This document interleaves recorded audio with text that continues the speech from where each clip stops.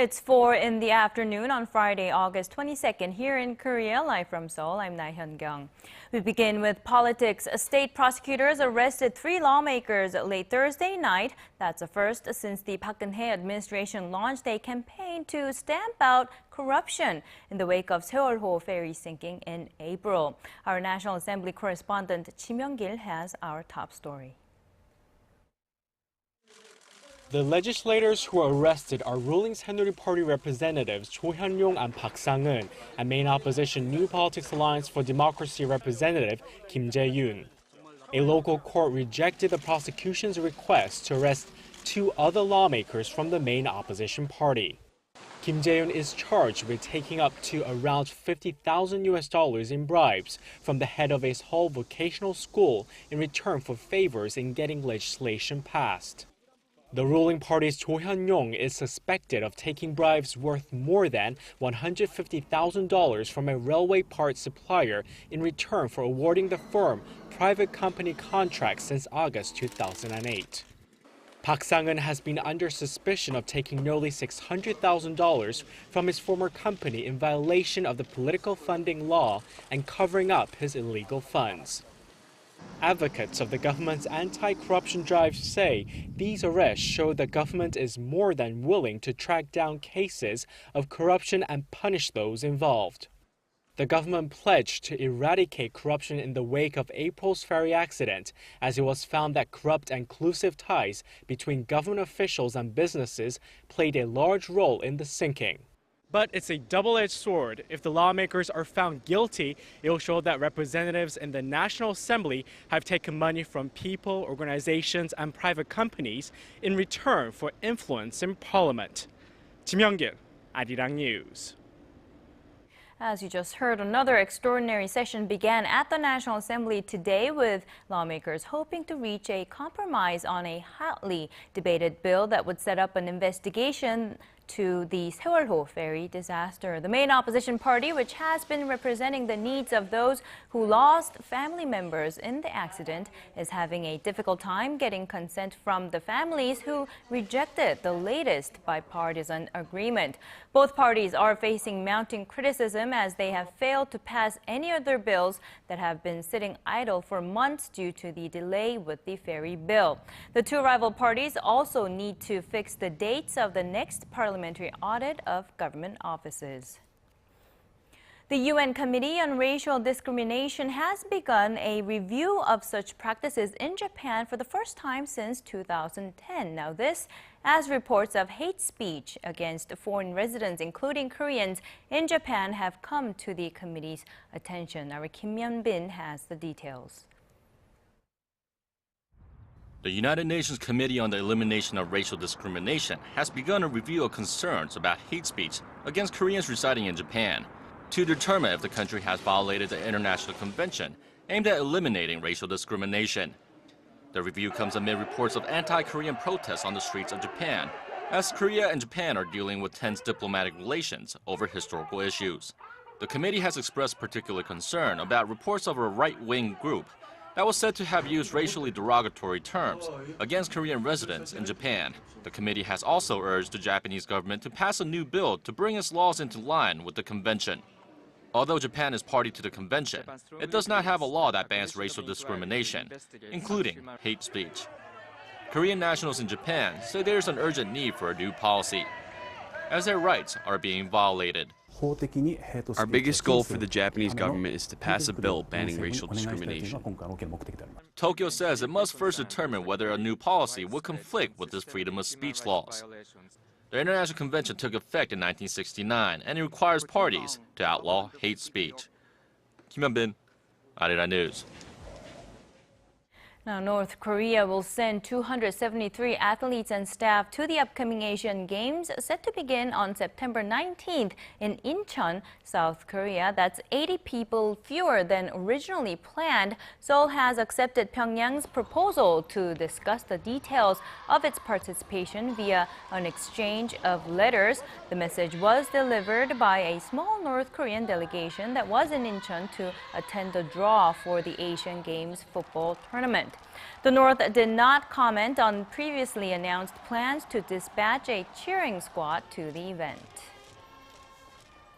An economic committee tasked with preparing for unification has been set up by the Federation of Korean Industries. It will be comprised of leading CEOs and other experts. The group will offer ideas and advice regarding policies on reunification and will establish a master plan for North Korea's economic development. The head of the committee said it's time that industry be the driver of Pyongyang's industrialization. Now, this marks the first time in 9 years that the Federation is involving itself in unification-related work. Meanwhile, a high-ranking U.S. Treasury official is seeking Korea's cooperation on U.S.-led efforts to impose tough sanctions on Russia for its interference in Ukraine. The American official, who asked not to be named, told reporters in Seoul on Thursday that he believes Korean firms and banks got the message that they would not backfill any opportunities on the sanctions imposed on Russia by the U.S. and the EU. Meanwhile, the U.S. Treasury's point man on sanctions, David Cohen, who was in Seoul for talks on North Korea sanctions, said he had a quote-unquote very good meeting with local senior diplomats. He added they talked about joint efforts to sanction Iran for its nuclear weapons development.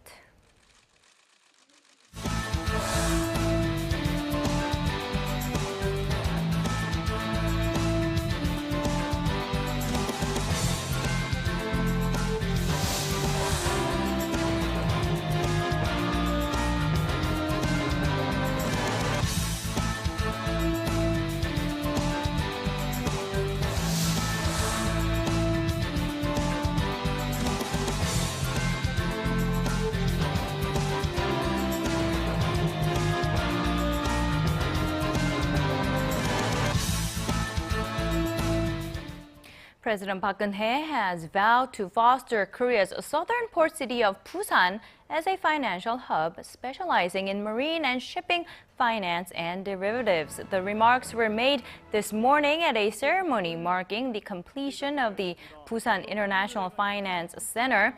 The 63-story landmark will house 6 public institutions, including the Korea Exchange, as well as a guarantee agency for shipping companies. At a time when a number of Asian cities are racing to become the next financial hub on the continent, President Park said Busan, already an international distribution center, has the potential to beat its competitors with a specialty in marine finance and derivatives. Now, since opening their diplomatic ties 22 years ago, China has become Korea's biggest trading partner, while Korea stands as China's 4th largest. But there are challenges ahead. Our Hwang Ji-hye tells us what those challenges are and what to expect in the future. In a little over 2 decades, Korea and China saw their trade volume increase 35-fold to over $220 billion. Now, China is Korea's biggest trading partner in terms of imports and exports, exceeding the United States and Japan and taking up more than a quarter of Korea's total exports. Korea is also China's 4th largest trading partner. But a recent slump in Korea's shipments to China that plunged 7% in July, marking the 3rd straight month of decline, point to some challenges ahead. The drop is coming from the slide in Chinese outbound shipments as Korean firms largely export intermediary goods to China. But aside from this kind of temporary reason, Chinese firms are now improving their own supply capacity as well. Adding that old business strategies will no longer sustain shipments to China, experts say the focus should now be on producing high-quality finished goods. The Korean government is also joining efforts to sustain trade flows that make up half of the nation's output. Earlier this week, President Park Geun-hye asked Jack Ma, the executive chairman of Chinese e-commerce giant Alibaba, to help Korea's small and medium-sized enterprises expand into China's online market. Still, there are opportunities that could lead to a pickup in exports to China. Negotiations for the Korea-China Free Trade Agreement are in the final stages, and the deal is expected to take effect as early as next year. The trade pact could boost exports to China. Experts said the popularity of Korean television soap operas and films in China will make it easier for local exporters to overcome uncertainties in the world's second biggest economy. Hwang Ji, ARIRANG News. Samsung and LG televisions have tied for the top spot on a list of best TVs by an independent New York-based audio-video retailer. Samsung's PDP Plasma series and LG's new 55-inch OLED TV were chosen as having the best picture quality in Value Electronics TV Shootout, judged by a panel of industry experts and consumers.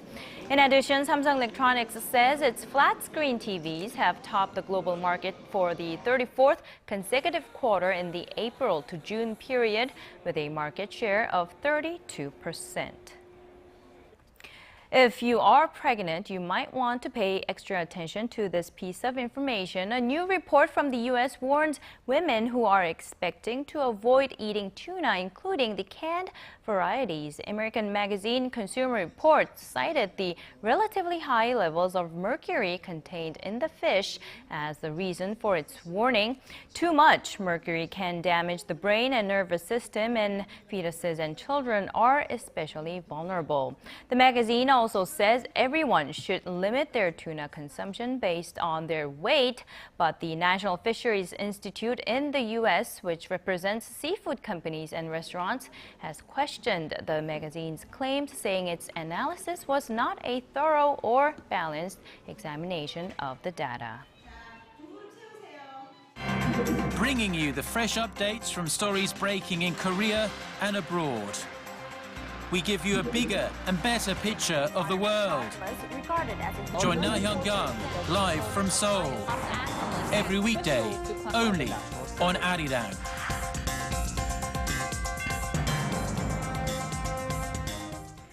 Following reports of Islamic State militants beheading an American journalist, the United States says it will stick to its commitment to bring the group to justice. The U.S. Defense Chief says the group is beyond anything they've seen. Our Sang-eun reports.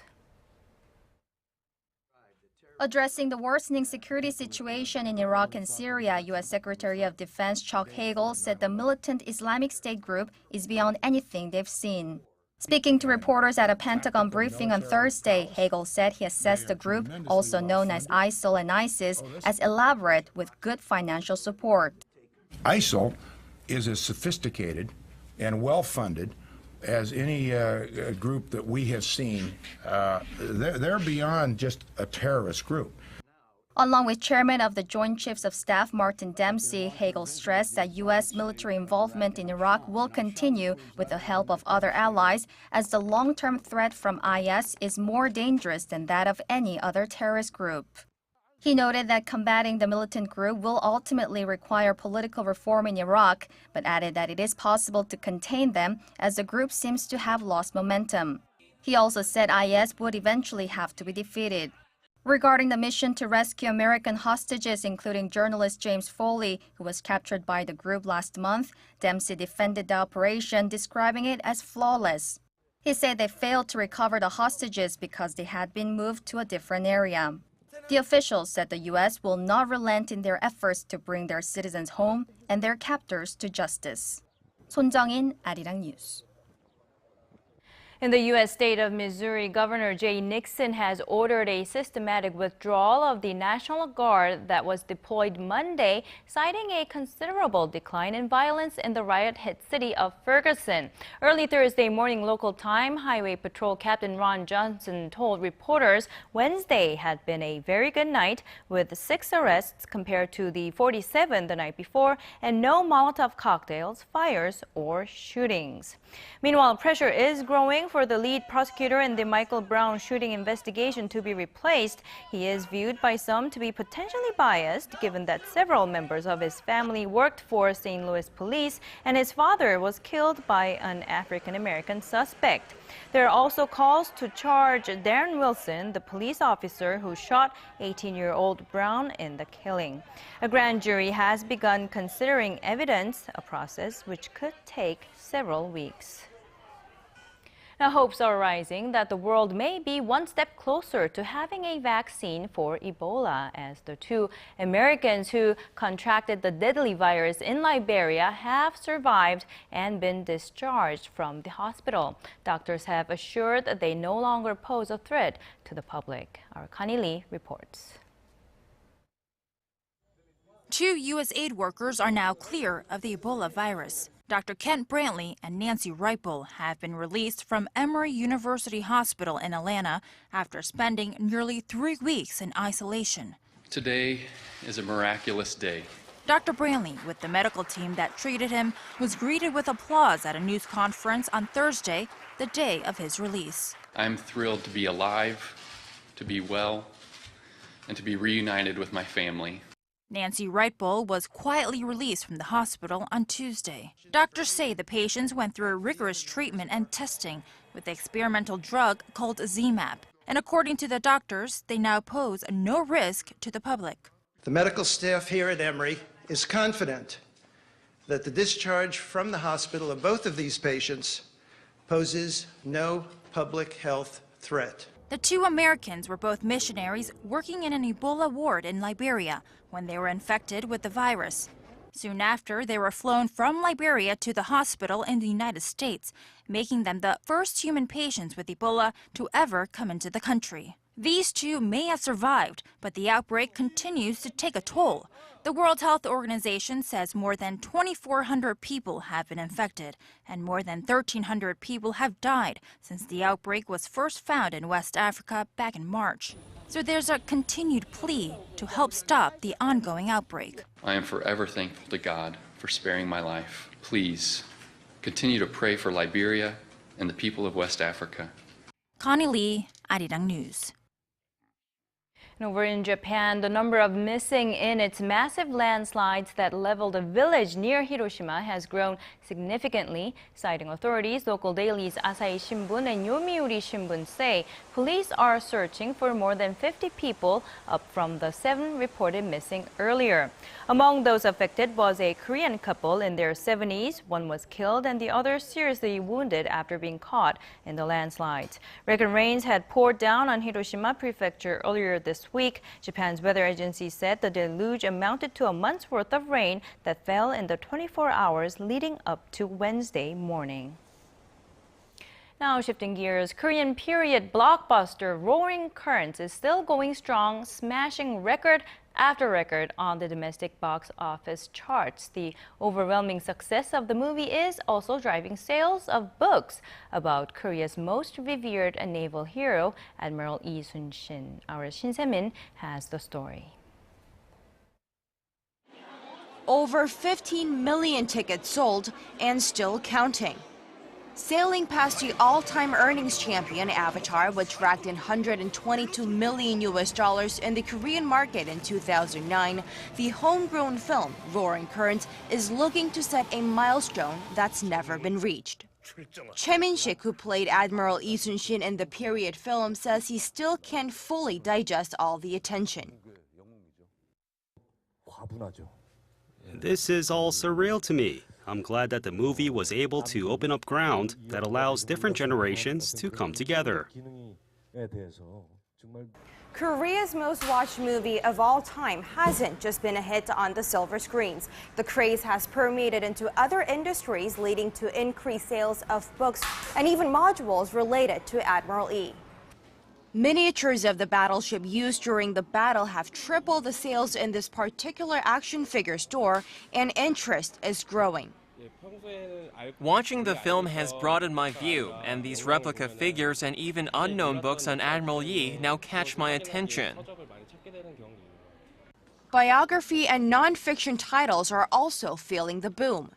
More readers are looking for books on Korea's most famous admiral, and according to Kobo Bookstore, the number of books sold have surged sixfold compared to the same period last year. And as to why all this interest is being garnered, movie critic Chun Chan-il says the element and timing of the movie's release lent to its success.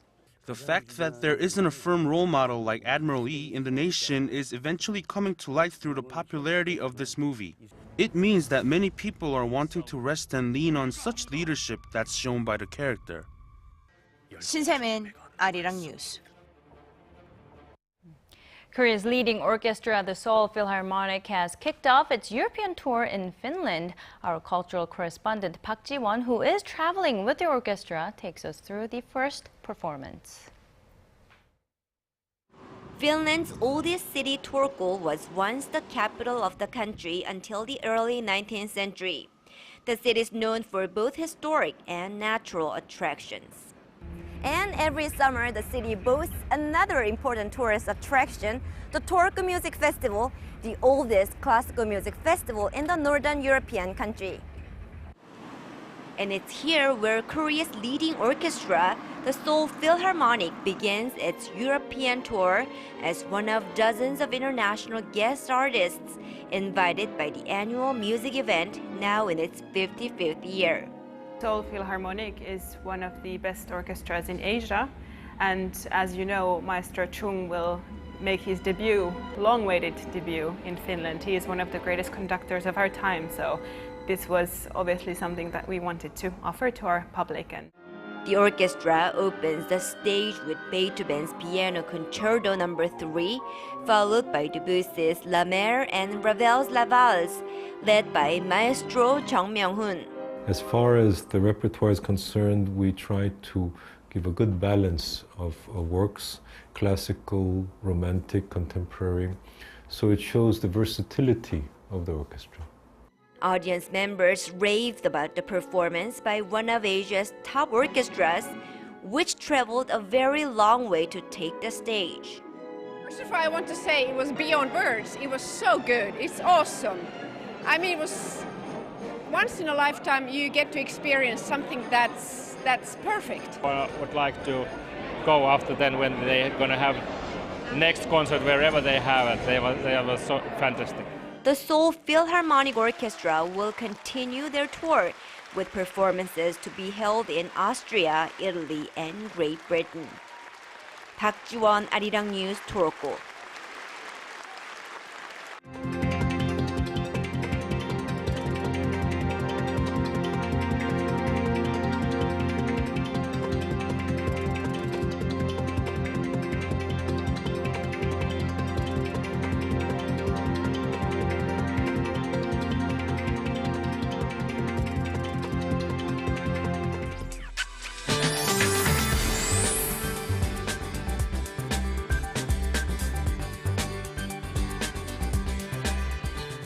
Happy Friday, I'm Michelle Park here with the latest weather forecast. After the cool and rainy week we had, we are finishing off our week with some sunshine.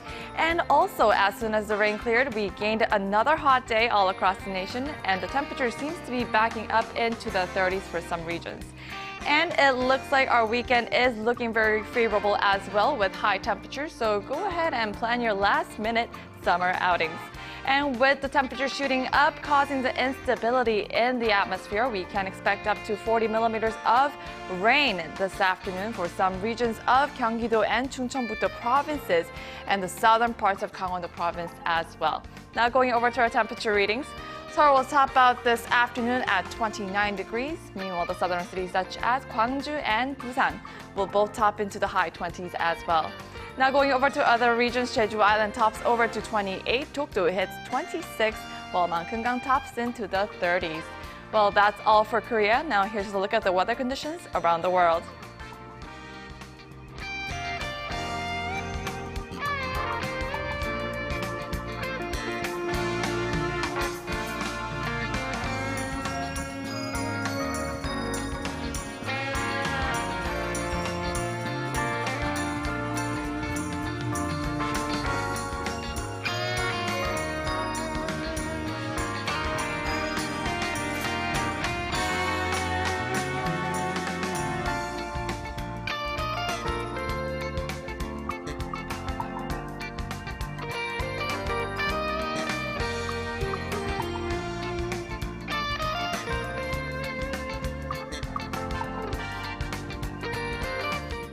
And that's all we have for now. Thank you for watching. I'll be back with more updates at 6 p.m. Korea time.